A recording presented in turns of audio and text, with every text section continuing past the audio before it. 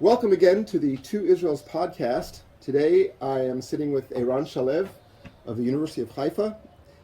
He is the chair of the Department of History at the University of Haifa.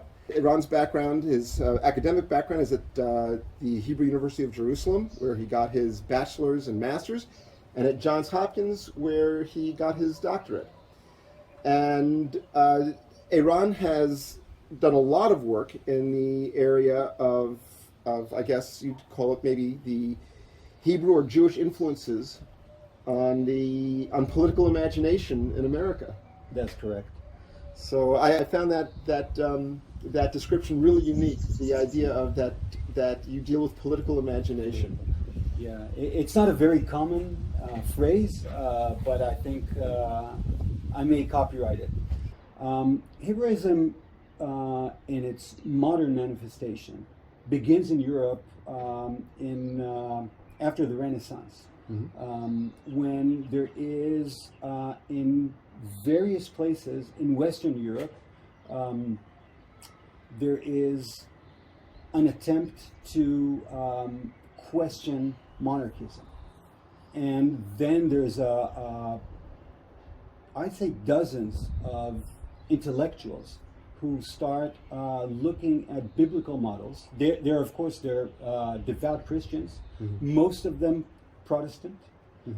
They start looking into the Old Testament, the Hebrew Bible, for political models, which was quite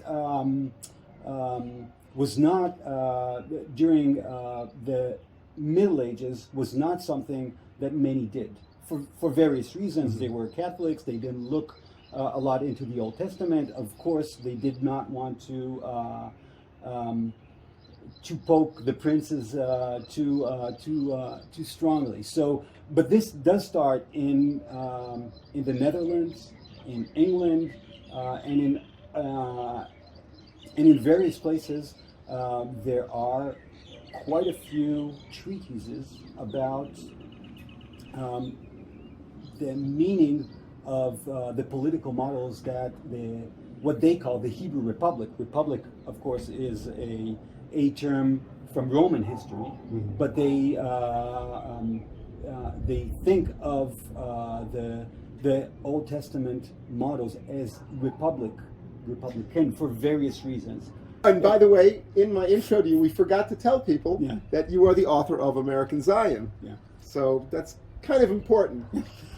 But anyway, there are many who seem to believe and declare that the Hebrew Republic was the best republic for a free society. Right. So let me get to that. I'll just finish up and say that this kind of flourished in Europe and by the beginning of the 18th century. Mostly because there is the questions that in the first place drove those searches in the Old Testament are settled. And then the after story and the beginning of a new story of the same kind of process is in revolutionary America. In revolutionary America, where there is all of a sudden a need for a massive justification for what's going on. Yeah. And it was interesting that a lot of my viewers know about the identification with the Exodus story. What I read in your book that I'd never read before was the identification with the Purim story. Right. When they were, I guess they were the Americans who wanted justice. I guess wanted to be taxed and represented, or at some point in that whole process, in that history, they believed that I guess King George was not such a bad guy. That he wasn't the Pharaoh, that he was more Ahasuerus or Xerxes. Well, he was both. Yeah, and that's a very good example, because these things happen at various moments. So he is Xerxes, Ahasuerus, at when the colonials still have hope in George III. So he's still a redeemable monarch, and the bad guy, or the bad guys, are the ministers. So they're the Hamans, right? But that story pretty much disappears from the landscape once comes independence. So it's not relevant anymore. So this is kind of the cherry picking of. Yeah, I guess that's to me the more of an also an indication of how strong was the identification before the revolution and before even people even thought about revolution when they were the Calvinists coming from Amsterdam by coming from London by way of Amsterdam. Right. And they really they identified crossing the ocean, but for them, I guess the tyranny was different. It was more of a cultural tyranny, that they felt that they could not raise or could not grow their families as they would have liked to in either London or in Amsterdam. Right, and we need to remember that these people were they were used to perceive reality through the Bible. Yes. So everything that happened, I mean, that is a Christian trait, a typological reading of either texts or occurrences in daily life through the filters of biblical narratives. So this is what they do. They see their own experience of persecution and flight through the story, mainly of the Exodus. Something interesting in your book was that when you talked about the centrality of the King James translation, the earlier, I guess the Pilgrims, though, they used the Geneva Bible more. Right. I mean, I think the James wasn't around for a while. The James was translated in 1611 or 12. Okay. I mean, that's when it began. Okay, right. But that was also done, the King James, as I understand, the King James Version of the Bible was also done as a counter, because the Geneva Bible included annotations which were anti-monarchistic. Right. And the King James Bible is, first of all, it's English, and it's authorized by the king. Right. There was this big committee, it was a uniquely, right. I guess, uniquely impressive committee of translators. Yes, I mean it was. I think both in Cambridge and in Oxford. If I hope I'm not wrong, but I think that Milton was among the translators. I think you mentioned that. And it gave us one of the, the pearls in the crown of the English language. As important as Shakespeare. At some point in the late 17th century, in colonial British North America, the popular Bible became King James, and it has influenced deeply the in idioms and in many ways the colonial Americans. So comes the revolution. That is the text that they turn to as the Bible, and when they need the Bible. That's so interesting that it's the King James Version, not the Geneva Version, right. Not the translated Geneva Version. I mean, it's interesting and ironic in a sense, because it's the Bible that revolutionary Republicans go to is a monarchical.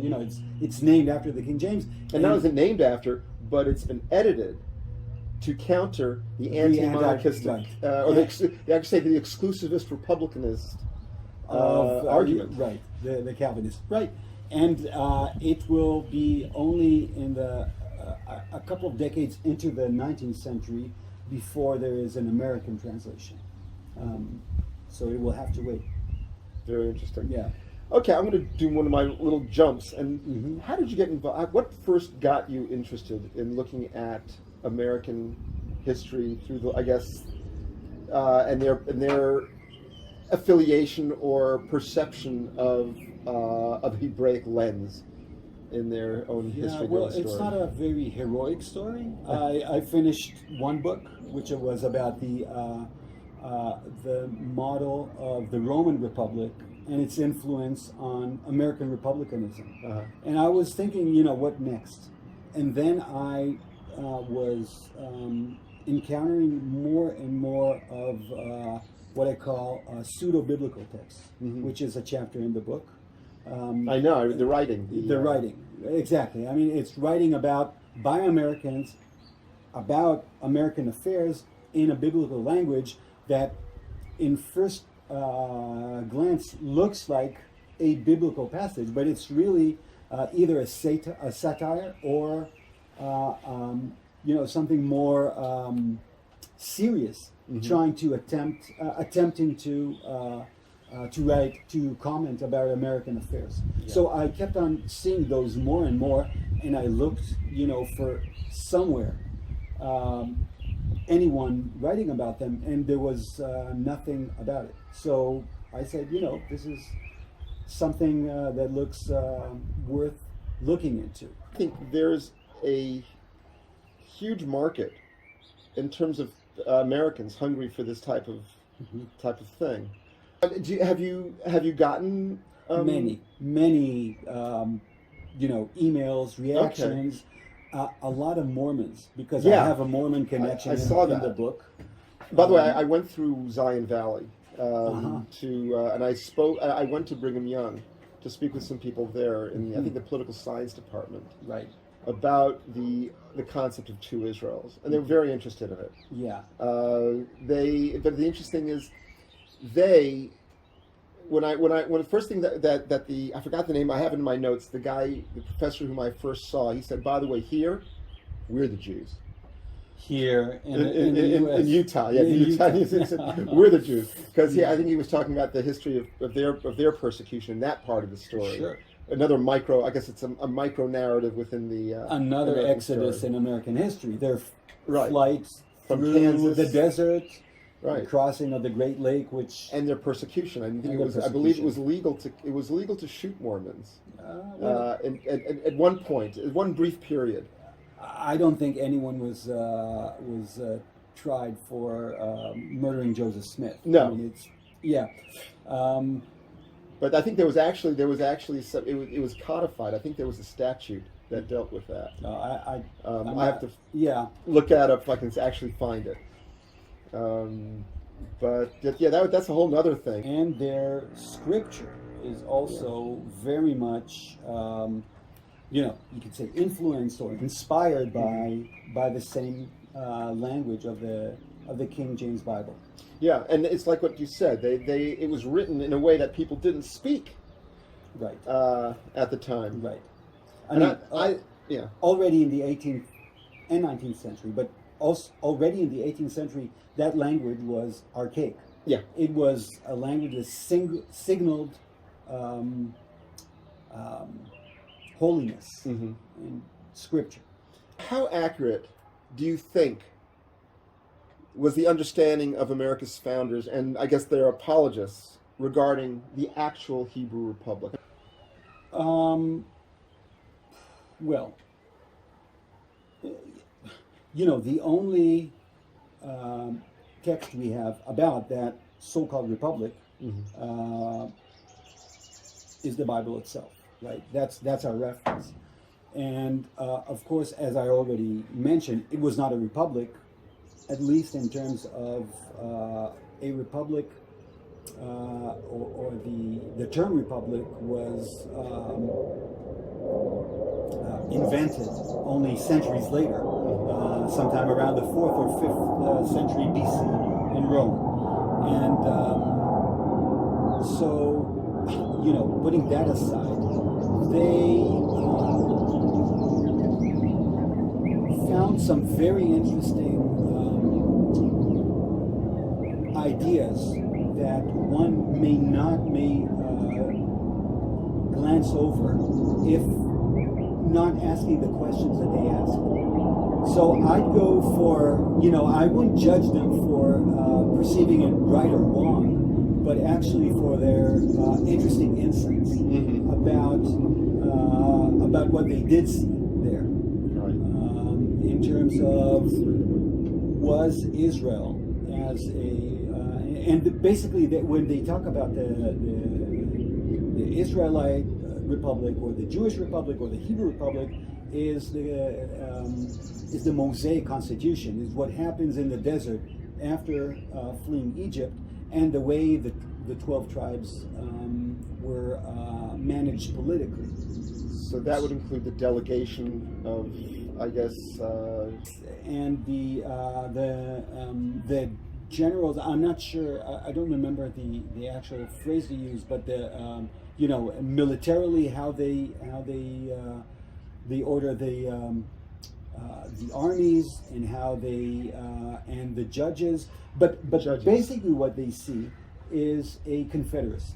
Right? They are inventing an American confederacy, and they're looking at the Hebrews in the desert as a confederacy of tribes. And judges seem to have a different role than we understand judges today. Right. Judges were a combination of the executive and the judicial, the judicial branches, which of course was it's a later kind of invention as well. For me as well, as someone who grew up in Israel, I went to school here.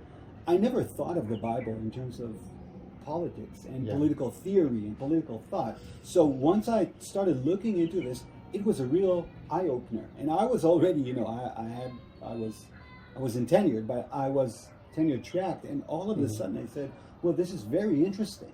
Looking at this very old text as a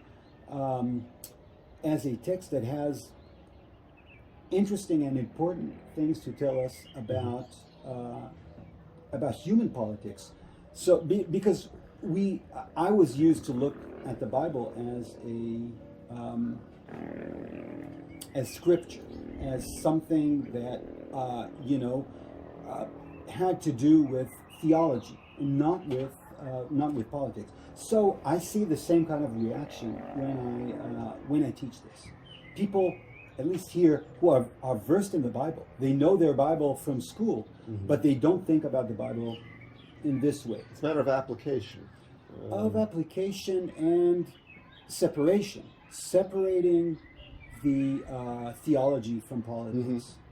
Which, of course, the separation is artificial in a sense, because you were talking about the fact that Americans saw the Hebrew Republic as superior to like the Roman Roman Republic, but that was because it was under God. That's what made it, because republics in the classical, in the Roman sense, a republic was a polity that was doomed to fail eventually. It was a human institution that had its own seeds of destruction within it. It could not last forever. I think we're also seeing that in the United States also, where I think, the way I look at it now, where you have things like the 1619 Project, which I sort of see as political opportunism, but it's sort of there is an effort to change the power structure in the United States towards a certain ideological end by essentially taking the American narrative and trashing it. I mean, I think we should see that within a wider context of perhaps post-nationalism, post-colonialism. I mean, there's a whole. This is not happening only in the United States, and I'm not sure how much traction it's really getting among Americans. We're yet to see. But what I'll say is that is not how Romans saw. That is not how Romans saw republics go down. Romans saw republics, the Republican bane in ambition and corruption. As a historian, I always remind myself, history is a guide. It's not.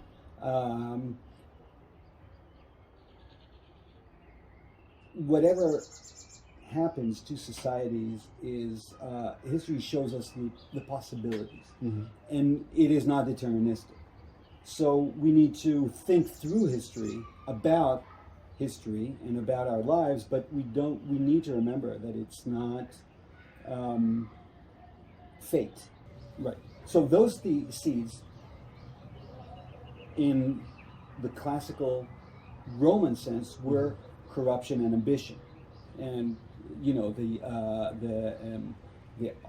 archetype for that was Julius Caesar, who, for his own ambition, crossed the Rubicon and turned Rome from a republic to a Caesarship. Americans were obviously very conflicted in seeing themselves as Rome, and they didn't see themselves as the Roman Empire or the Roman Caesarship, but the old, frugal, manly, combative, virtuous old Roman Republic. But if they are the Republic, eventually America too is going to toward decline. So in seeing themselves as a biblical republic, then you have a way of escaping that determinism. If history is a guide, then everything ends at some point. Well, everything ends and something new begins. Right. I think Right. the best we can hope for is Vatishkot haaretz 40 shana, and then there'll be peace for 40 years, but that peace is going to end as well because we, as humans, are not meant to have these kind of very complex societies that necessitate a lot of not public action, but whatever. This is you see where I'm going. There's an inherent problem for humans to live in that society. Right. Well, that's, I think, when the idea of the American experiment was that it was not one. There were 13 sovereignties. Right. And inside of and in each of those sovereignties there were counties. And of course, and what proves the genius of that solution is that it was meant for 13 small, early modern republics, and here it is, reigning over a superpower of hundreds of millions. It's basically the same structure. Right. But I think the founders, the American founders, realized that they were onto something very, very big. They spoke in those terms of fate and of a unique point in history, of an asymptotic moment in history. And I think they kind of realized what they were starting. You are right. They did see themselves as engaging in a unique experiment in human history. Yeah, of course.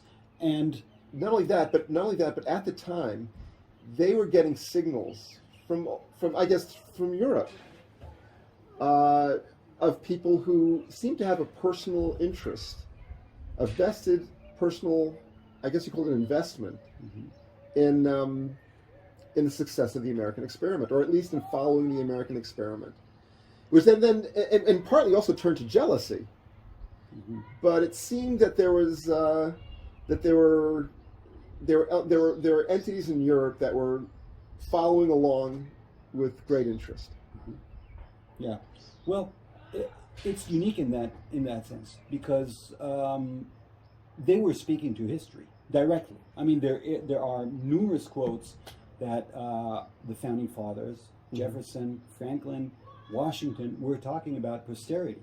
And how whatever they're doing now is going to influence millions unborn. Yeah, and it did. They were right. Yeah. So I think they understood, and it wasn't the development of the republic, of the system of government, of the Constitution, was not a quick one. I mean, even though between, say, the Revolution and the Continental Congress and finally the adoption in 1789 of the final ratification of the Constitution, that was a long process. I'm given to understand that involved a great deal of study and of comparison and of propositions as to what form the governmental design would take.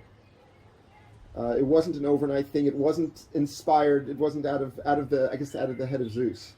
No, it wasn't. They were consciously and actively looking into history Right. for precedents. And I think that is something interesting as well.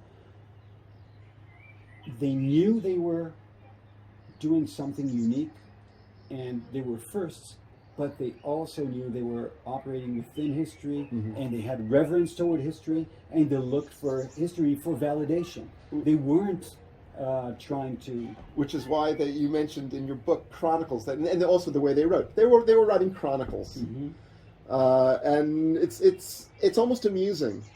That In what sense? It's amusing because when they were using the thee, thou, thy, and when they really weren't using those words, when that wasn't the jargon of the time, and they were doing it to sound as if they were of a time. Yeah. And They were very historically conscious. Yeah. I mean, there is. John Adams says at one point when he writes to a friend during just before independence, he says, "You and I, my friend, were born at a time when the greatest legislatures of history would have wanted to be born." So he feels, the enormity of history and his place within history. right, Yeah. yeah, Both secular and religious, I guess.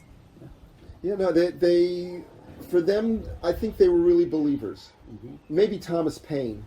Thomas Paine was. Well, Thomas Paine, you look at common sense.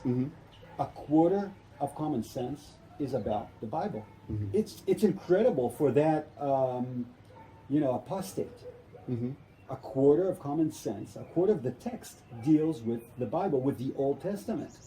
I mean, how's that for a secularist, right? Right.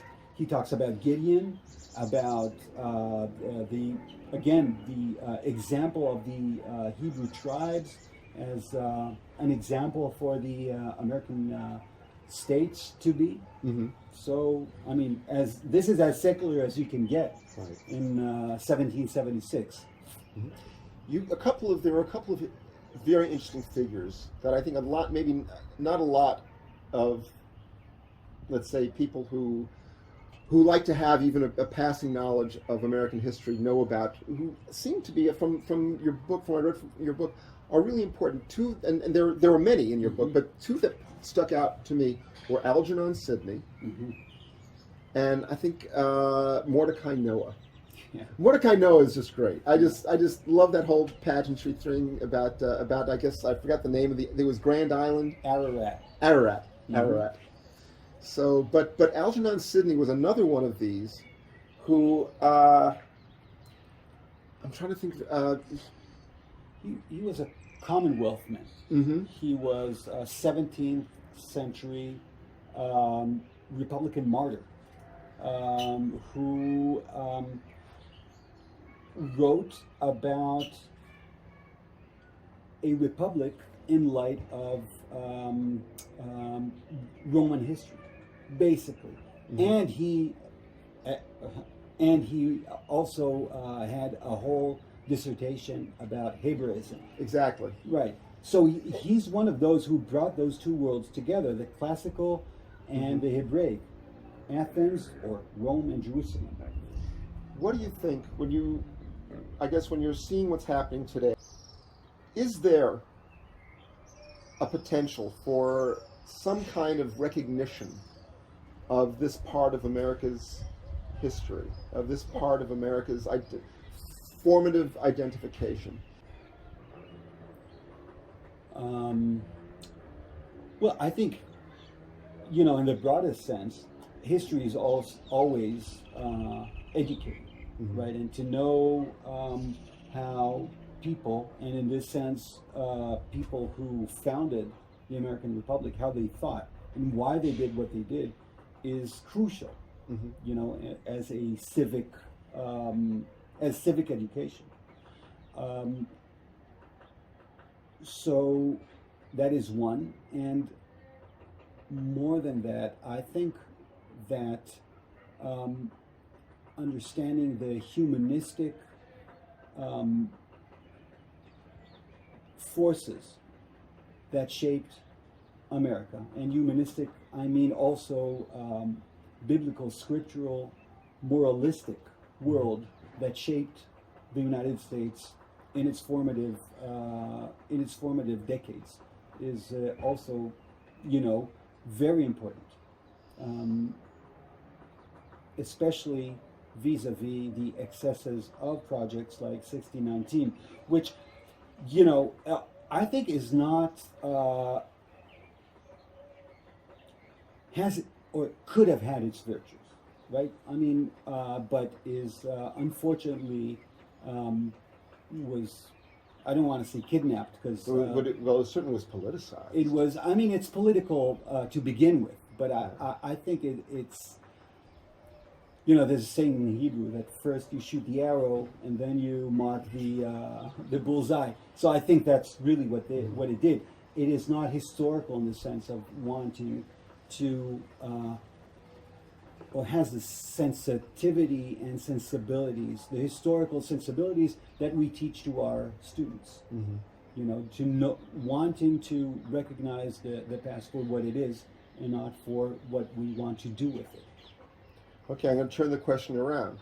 Do you think, now we mentioned about who in Israel might be interested in this, do you think that there is any kind of, I guess, political, social value or potential in Israel? And I'm talking specifically, largely about its political its political system, its system of government. We talked earlier about Israel's problem of stability.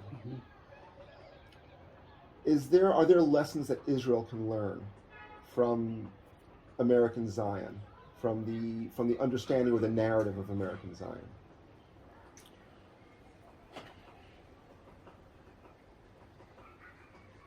I think there is on more than one level. First would be just to see how the Bible that we Israelis tend to claim our own has a universal history, independent of Zionism and Jews. Because we need to remember that the Americans, the founders of the Republic, who referred to the Bible and to hebraism and to the Mosaic Constitution constantly, most likely never saw Jews in their lives, right? So this all happened, and we need to recognize that the Bible is other people's as well. And you were talking earlier about that the problem of Israeli politics is a problem of representation. I think it is more than just that. It is a problem of constitutionality. We need a constitution in an ever polarizing politics, and with all the external and internal pressures in the state of Israel, we could have definitely benefited from an anchor that everyone can turn to and hang on to, and not just trying to drive the whole thing to one end or the other. The thing is, I've been following the notion of Israel's and lack of a constitution for a while, and I know there have been several propositions for constitutions for Israel. The thing about it is that America's constitution seemed to have an inspiration that was almost organic, that seemed to have so basically I would say with an economy of verbiage in such a pithy way, seemed to capture characteristically American values and American aspirations.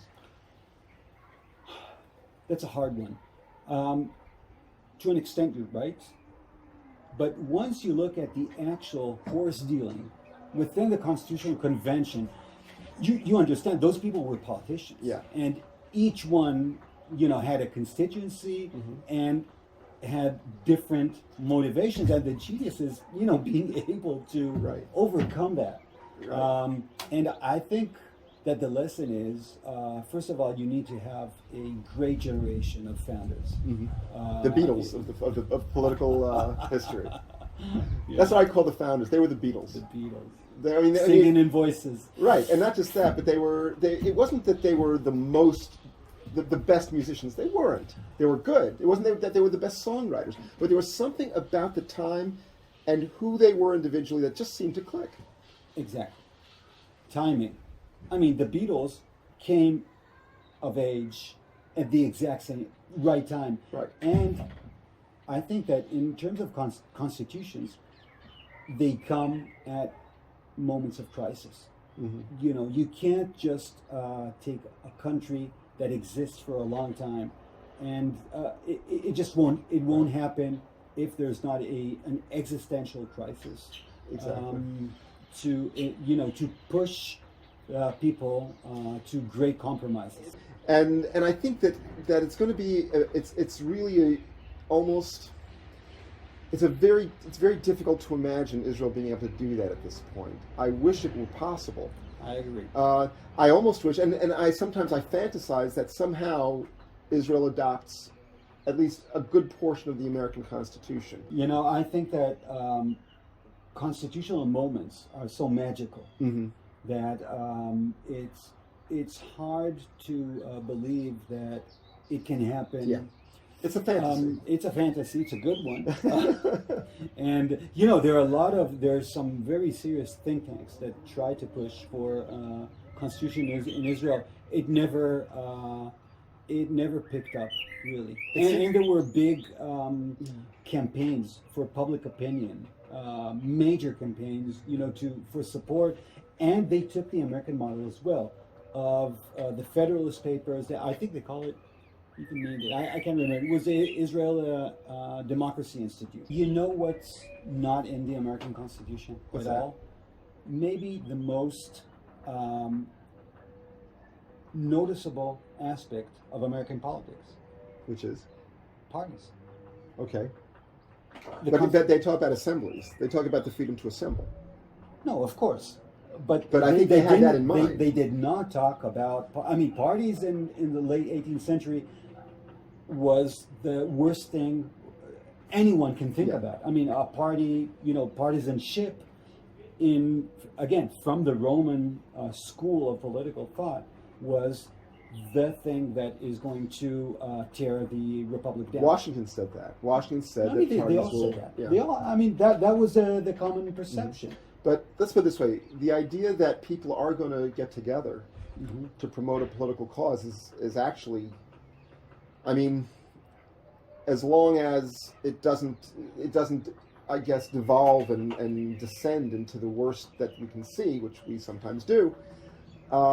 It's unavoidable that people are going to want to find common cause. The whole idea of a single representative district is that there's going to be somebody who's going to serve most of the interests of most of the people. But they're not going to be anybody's ideal candidate, or maybe a few people's ideal candidate, certainly not a majority, but the point is that there's only one person who can get elected. So that person has to, A, be able to draw as massive an appeal as he can, and B, have a good enough record that he gets reelected. That is right now, but if again you look back then, representation was something else. A representative was, at least in some people's mind, just someone who gives a voice to. Okay. He had no mandate or no.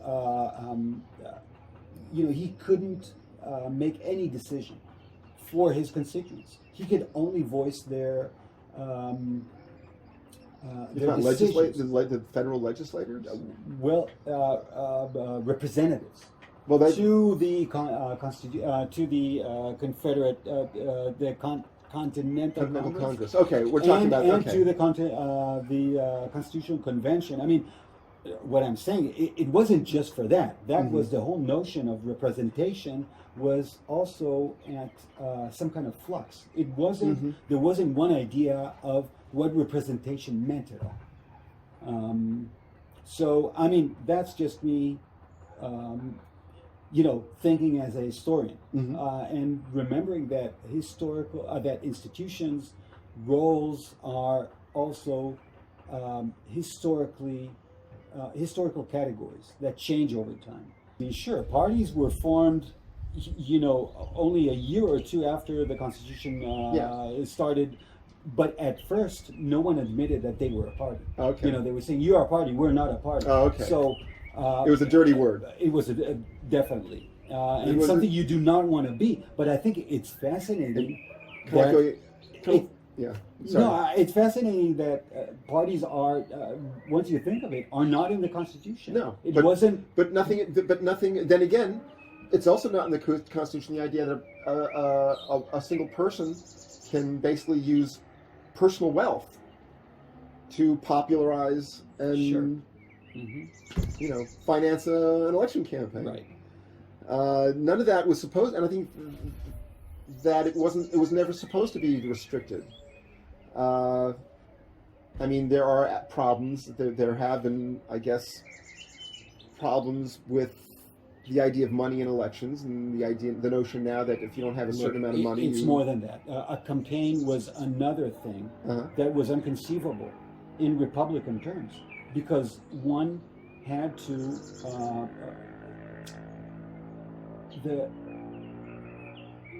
to hide or not hide. The actual strive for power was in itself something that seemed corrupt to the bone. Yeah. And you see that in the perhaps the most crucial elections in American history in 1800, when John Adams, the reigning president, has an election with Thomas Jefferson Against Thomas.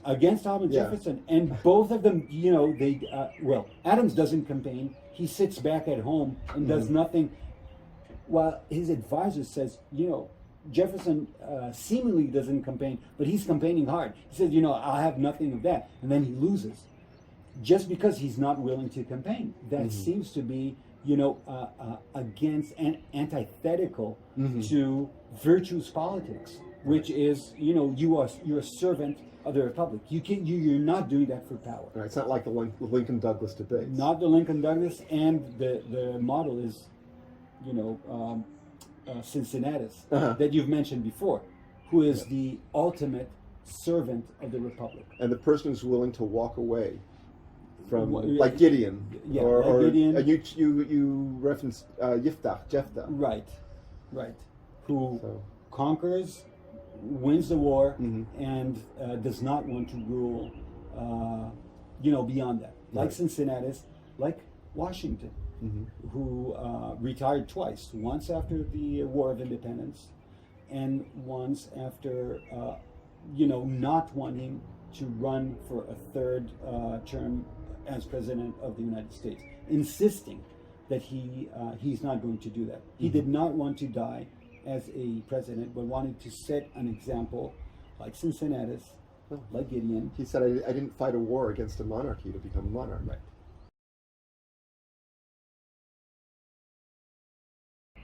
In the book, you talked about Lyman Beecher.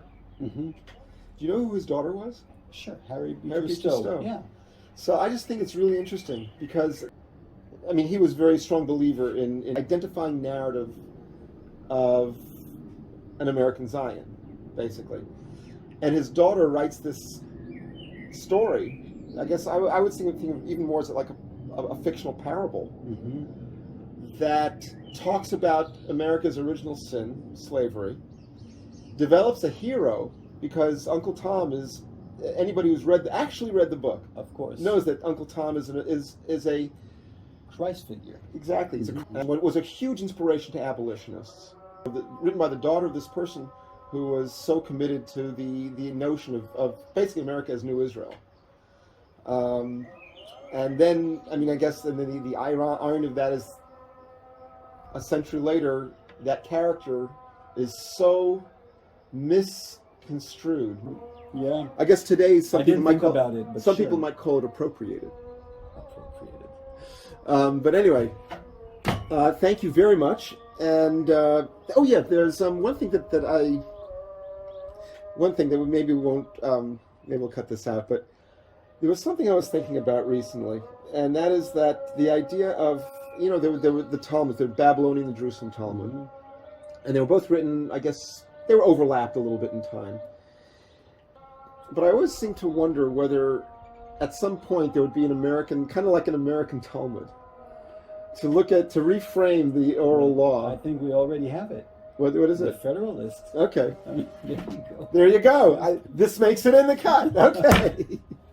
Great. Thank you so much. Thank you, Michael. Okay. That's it from the Two Israels Project.